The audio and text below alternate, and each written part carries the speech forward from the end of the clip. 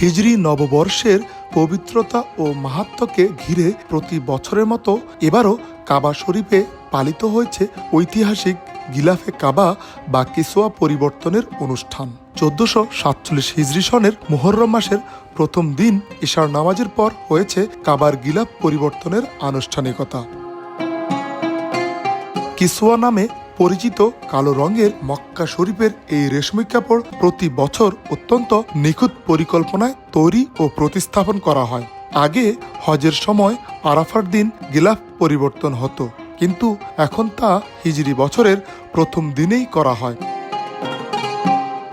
মক্কার King Abdul Aziz Complex for Kiswa ম্যানুফ্যাকচারিংয়ে তৈরি হয় এই পবিত্র গিলাফ। মাসের পর মাস ধরে গিলাফ তৈরির প্রতিটি ধাপে অভিজ্ঞ কারিগর ও প্রযুক্তিবিদেরা যুক্ত থাকেন। প্রজন্মের পর প্রজন্ম ধরে এই শিল্পকলায় দক্ষতা অর্জন করে আসছেন তারা।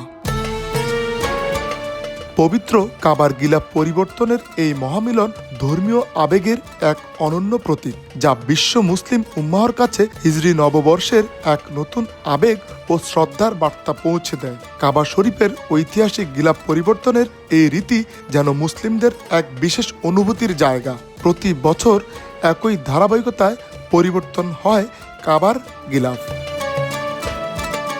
আরিফুর রহমান, সময় সংবাদ, সৌদি আরব।